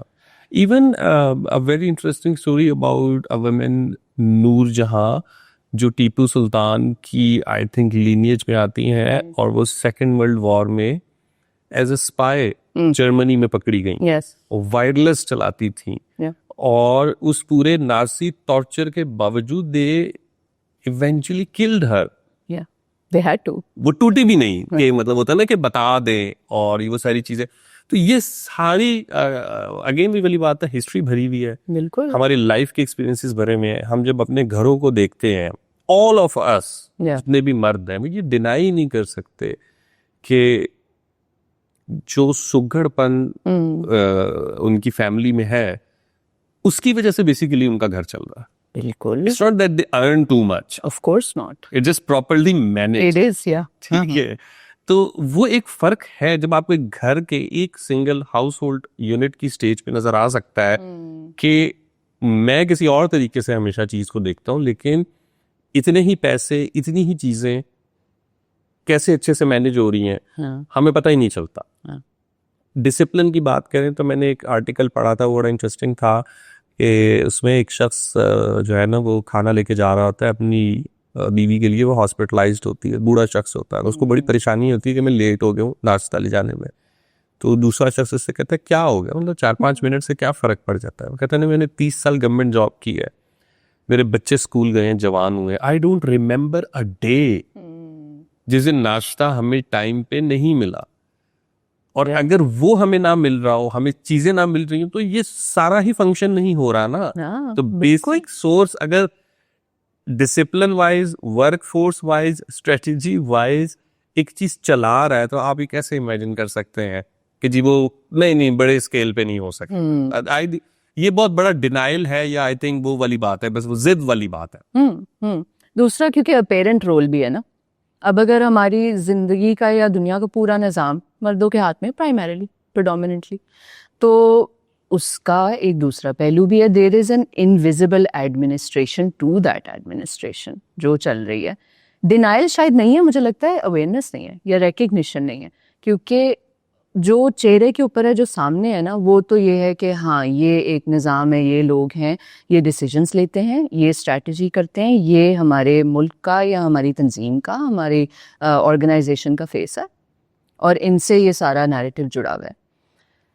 उसके पसे आईना जो हो रहा है, उसमें बहुत सारे लोगों का किरदार है, जो वहाँ पे किरदार औरतें प्ले कर रही हैं या इवन अब तो उसके सामने भी प्ले कर रही हैं। उसकी रिकग्निशन आहिस्ता आहिस्ता आएगी जब वो रोल्स औरतों को अलाउ किए जाएंगे, और सिर्फ इसलिए नहीं कि उनको घर से निकाल के किसी और जगह आपने सेट कर देना है या उनका रोल चेंज कर देना है। ये उनकी इनेट एबिलिटीज़ हैं, उसको सिर्फ हम ट्रांसलेट कर रहे हैं इस दौर के हिसाब से कि अब उनकी कुव्वतें क्या हैं, उसको आप किस तरह से इस्तेमाल कर रहे हैं। तो यहाँ पे जब हम ये वाला रोल शिफ्ट करेंगे ना, तो जो हमने अर्लियर बात की थी कि एक्टिविज्म भी नाप तोल के करने की ज़रूरत होती है, तो ये वाला जो डाइवर्सिटी का पहलू है, ये भी नाप तोल के करना पड़ता है। इट इज़ नॉट इम्पॉर्टेंट कि हर औरत जो है वो कांग्रेस की हर सीट संभाल लेगी, हर जज बन जाएगी तो ये चेंज आ जाएगा। सिर्फ जो काम वो कर रही हैं उसको आप विजिबल कर दें, उसको उसकी ड्यू क्रीडेंस दे दें, उसकी ड्यू वेजेस दे दें, आप उसको रिकग्निशन दे दें कि हाँ अगर एक लॉयर बहुत सक्सेसफुली सुप्रीम कोर्ट में अपना केस लेके जाता है और जीत जाता है तो उसके पीछे कोई 20 पैरालीगल्स होती हैं जिनमें से अक्सर औकात औरतें होती हैं statistically who do that research so you can make your case. Fine contributions जो हैं उनको भी वही वैल्यू बस देना शुरू कर कि वहाँ तक पहुँचने में वो 10 सीढ़ियाँ थी ना, तो उन सीढ़ियों में किस किस ने हाथ आपको दिया था वहाँ तक पहुँचने के लिए। अब शायद मुझे लगता है कि एक वक्त ऐसा आ जाएगा when I don't generally think, और ये बहुत अनपॉपुलर ओपिनियन भी हो सकता है कि I don't generally think that women want to become men, they just want to be fully women। सो इसमें मुझे लगता है ऐसे ही, ये भी मेरी एक अपनी कयास हाँ। है, मर्दों को ये डर तो नहीं है कि अगर और मतलब अभी उनको लगता है कि अच्छा अगर औरत हमसे कंफर्ट मांगती है, प्रोटेक्शन मांगती है, तो हमें मिल तो सकती है ना, मतलब ये चीजें अचीवेबल है, हम ला के दे देंगे, हमें विमेन मिल तो जाएगी ना। अगर औरत खुद ही सब कुछ हमें छोड़ के चली फिर हम क्या करेंगे? फिर हम अट्रैक्ट, फिर हमारे पास क्या होगा अट्रैक्ट करने के लिए? अदील भाई ये कॉन्वर्सेशन वर्ड टू वर्ड मैं 3-4 मर्दों से कर चुकी हूँ। ये फियर सिर्फ आपका नहीं है, मेरे ख्याल से सबका ही है, क्योंकि हमें बता दिया गया है ना कि ये आपका रोल है। आप भाई पैसा कमाएंगे, आप घर के डिसीजंस लेंगे, आपकी औरत घर संभालेगी, बच्चे पैदा करेगी, सारा कुछ करेगी। ये अभी भी पॉसिबल है भैया, हो रहा है, ऐसा नहीं है कि नहीं हो रहा। मेरी शादी हुई है, मैं भी ये कर रही हूँ, मैं भी घर संभालती हूँ, मुझे भी पता है कि घर के अंदर क्या चीज़ें होती हैं। मेरा शौहर भी कमा के पैसा लाता है, मैं भी लाती हूँ। ये जो डर है ना, ये असल में वहाँ आता है जहाँ पे जो एक एज ओल्ड नैरेटिव है कि ये जेंडर वॉर शुरू क्यों हुई थी, because you were told that you are different and why you were different. उसके जब आपने तफरका इस तरह का बना दिया ना कि एक ताकत के लिहाज से बेहतर है और एक जो है वो अपनी खूबसूरती के लिहाज से बेहतर है, तो फिर आपका तो ह्यूमन रोल खत्म हो गया ना। ये तो किसी ने नहीं कहा था कि सेरिब्रल इक्वालिटी नहीं है औरतों के अंदर, या मर्द और औरत एक जैसा सोच नहीं सकते, एक जैसी इंटेलिजेंस नहीं रख सकते, एक जैसे फैसले नहीं ले सकते। फ़र्क वहाँ आया जहाँ आपने कहा कि अच्छा तुम्हारे फैसले की वुसअत और उसका जो एतबार है वो बेहतर है और तुम्हारा थोड़ा कम है। तो हमारे रिलीजियस टेक्स्ट, हमारी ज्यूरिस्प्रूडेंस, हमारी पॉलिसी, सब उसको मिस इंटरप्रेट कर करके हमने खुद ये जाल बनाए हैं। ये ना डिवाइन रूल में एग्जिस्ट करते हैं, ना ये बायोलॉजिकल रूल में एग्जिस्ट करते हैं, और फॉर द मोस्ट पार्ट ये सोसाइटल नॉर्म्स में भी बहुत देर तक एग्जिस्ट नहीं करते थे, जब तक अनफॉर्चुनेटली इवन हमारे मॉडर्न नैरेटिव्स ने इसको कोऑप्ट नहीं कर लिया कि हाँ नहीं ठीक है, ये रोल मेजर मेल है, ये रोल मेजर फीमेल है, और असल rebellion is breaking through them. No, the real rebellion is taking them back, कि ये सारी चीज़ें, ये सारे आंसर, ये सारी जो शख्सियात हैं ये ऐसी ही थी हमेशा। तो इसको बस ओन करने की ज़रूरत है। And the thing that you are saying कि बट क्यों इससे डरते हैं, क्योंकि उन्हें ये बता दिया गया है कि आपकी वैल्यू सिर्फ इसमें है कि आप कमा के लाते हैं, आप एक औरत को घर बना के देते हैं, आप उसकी चार दीवारी को महफूज रखते हैं। तो वो तो मेरे ख्याल से एक बात ही अलग है ना कि औरतें कितनी महफूज हैं उस चार दीवारी में, वो तो रहने ही दें, लेकिन ये रोल है आपका। तो जब ये रोल आपसे ले लिया जाएगा तो उसके पीछे आप क्या करेंगे? जिन लोगों से मेरी ये बहस हुई है ना, उनसे मैंने बहुत बहुत आराम से, बहुत मासूमाना सिर्फ ये सवाल पूछा है कि आपको एक मुकम्मल शख्सियत बनाने से किसने रोका था? हम में से तो किसी ने नहीं कहा था कि बेटा किताबें ना पढ़ो और लोगों से बात ना करो और लोगों से मिलो ना जाके, कोई ऑल्टरनेट हॉबीज़ ना बनाओ, या ये कि पैसा कमाने के अलावा अपनी ज़िंदगी में किसी चीज़ को ना दो, इम्पोर्टेंस ना दो। So I have heard this phrase कि अच्छा अगर औरतें सारा कुछ कर लेंगी तो हम क्या करेंगे? यार एक दफ़ा वो करके देख लो जो औरतें करती हैं, इतना मुश्किल तो नहीं। और मैं आपको बहुत ना ये वसूख से कह रही हूँ, अगर कोई मर्द मेरी बात सुनने को तैयार है, बहुत छोटी छोटी चीज़ें होती हैं जिनसे फ़र्क पड़ता है।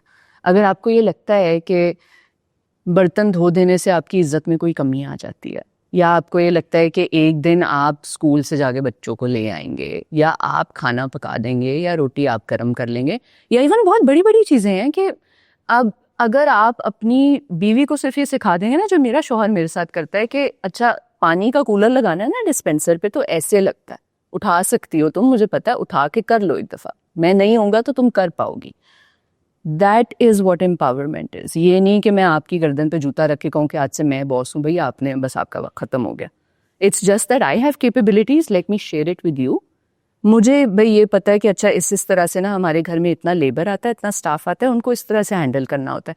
मैं नहीं हूं ना, तुमको पता होना चाहिए कि 5 दिन घर में क्या बनेगा, इससे आपकी मर्दानगी में क्या कमी आ जाएगी, नहीं आएगी, लेकिन you will be able to exact that empathy that a house और जो फैमिली यूनिट होता है, जो मर्द और औरत के रोल्स होते हैं, they are interchangeable because they're human roles, they're not gender roles. एक लाइफ स्किल है जो दोनों को आना चाहिए।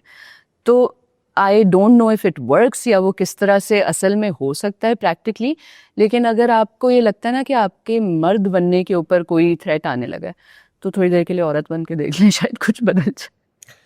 यार बड़ा मजा आ रहा है गुफ्तगू का, but just one last question Yeah. ये वाली बात को लेके कि जहाँ अगर शेयरिंग शुरू हो जाए, अगर कोई कन्विंस, आपने कहा ना रोल, उस वक्त भी आपने कहा कि औरत को हमेशा ब्यूटी की नजर से देखना है, बिल्कुल। अगर औरत खुद देखने लग जाए तो वो हमारे लिए बड़ा अनइमेजिनेबल सा होता है कि अच्छा औरत, अगर लेट्स से कोई ऐसी कहानी हो जिसमें औरत निकली है किसी को ढूंढने और हासिल करने और प्यार करने, हालांकि बहुत सारी जो हमारी फोक लेयर्स हैं वो सारी वही हैं जिसमें विमेन फॉल इन लव। बिल्कुल बिल्कुल, हाँ सारी हमारी तो तो सभी ऐसी है, बट स्टिल हमारे लिए वो थोड़ा सा मुश्किल है। अब आज जो करंटली अगर विमेन थोड़ा बहुत अपने शौहर के साथ या अपने घर पे कुछ चेंज करने की कोशिश करे, वो बड़ा कॉम्प्लिकेटेड हो जाता है कि, और वो हमारे ड्रामे बीसीजी से भरे हुए हैं जो कि कुछ एक एड्रेस भी कर रहे हैं कि वो जो अपना घर मांग रही है या अपनी प्राइवेसी और अपनी स्पेस की बात कर रही है, वो बेसिकली घर तोड़ रही है। वो दस्तरखान अलग कर रही है, वो इसको एक दिन ले जाएगी, अपने काबू में कर रही है, जादू करनी है ना, जान जो करनी है। अब ये भी एक नैरेटिव है जिससे लड़ना है, और बाज़ औक़ात आप बहुत सारे डिसीजन सिर्फ इसलिए नहीं लेते कि आप कहते हैं मुझे उस कैटेगरी में फॉल नहीं करना। बिल्कुल बिल्कुल। तो विमेन को बड़ा एक फंसाया वसा नहीं है कि मतलब ये भी नहीं करना, ये भी नहीं करना।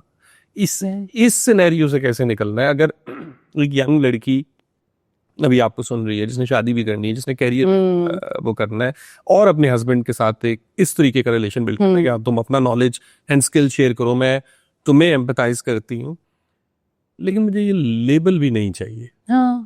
एक तो वो है ना जो कहती है मुझे जो मर्जी कहते रहो, मुझे फर्क नहीं पड़ता, दैट इज फाइन, वो तो सबसे अच्छी बात है। लेकिन अगर किसी को वो लेबल भी नहीं चाहिए, लेबल ऑफ होम रेकर के तोड़ के सारा कुछ करना।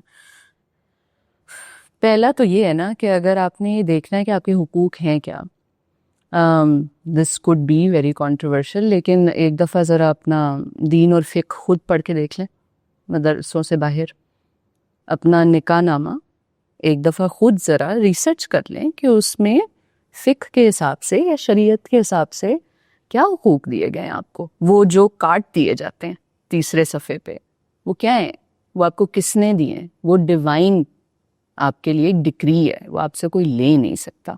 तो उसके आगे भी तो चौकीदार खड़े हुए ना, कि अब मेरे ख्याल से आपने भी ये देखा होगा कि निकाह के वक्त भी या उससे पहले औरतों को अपना निकाहनामा पढ़ने नहीं दिया जाता।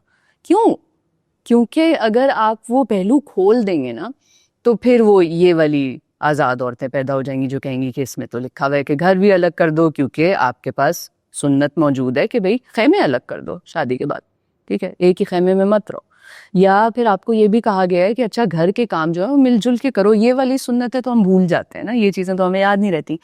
तो एक तो यही मेरी एडवाइस है कि इस चीज़ को समझा करें कि it is eight the end of the day it's a divine contract. जब आप उसमें एंटर हो रहे हैं तो इन चीज़ों को पढ़ें, क्योंकि ये इन्फॉर्मेशन अब आपके पास अवेलेबल है। आपको किसी के पास फतवा लेने की ज़रूरत नहीं है जाने के लिए, आपको जाके किसी से ये सुनने की ज़रूरत नहीं कि आपके हुकूक क्या हैं। आपके हदीस में, आपके कुरान में, आपकी ज्यूरिस्प्रूडेंस में वो लिखे हुए हैं, they are accessible to you. बहुत सारे लोग हैं जो इसके ऊपर काम कर रहे हैं, जो आपके लिए एक्सेसिबल कर रहे हैं। If you are not taking the step to make yourself aware, तो वहाँ पे फिर गलती आपकी है, पहली बात। दूसरा ये कि अगर ये मसला है ना कि हाँ ये लेबल लिए बगैर मैं अपने हुकूक कैसे लूँगी, तो it again starts at home. छोटी छोटी कॉन्वर्सेशंस तो आप कर सकते हैं, और ये जंग मैंने भी लड़ी है, मेरी बहुत सारी दोस्तों ने भी लड़ी है। अब उसमें से हम कुछ ऐसे हैं जिनको तो पहले से ही कह दिया गया था ना कि अच्छा ये तो फेमिनिस्ट भी हैं और ये तो बदतमीज़ भी हैं, ये तो कर लेंगी, और वही के उठा के ले गई लड़का हमारा। भाई आपने लड़के से पूछा था कि वो उसने ये फैसला क्यों लिया था?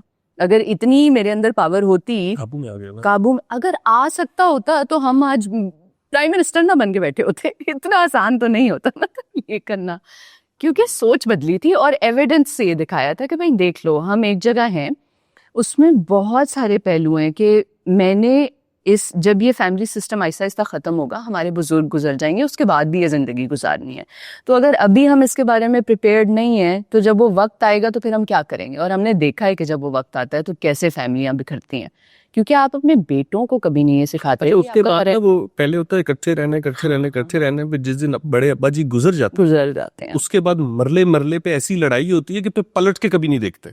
तो फिर इसका मतलब था पहले भी नहीं रहना चाहते थे ना, वो किस वजह से रह रहे थे। या तो अब्बा जी को ये समझाना चाहिए था, बेटा पहले ही अलग कर दो जमीन, ये तुम्हारी जाओ जाके अपना घर बनाओ। और मतलब फासले से रहते लेकिन मिलते रहते। हाँ, और ये नैरेटिव तोड़ने की बहुत ज्यादा जरूरत है कि separation does not equal severance.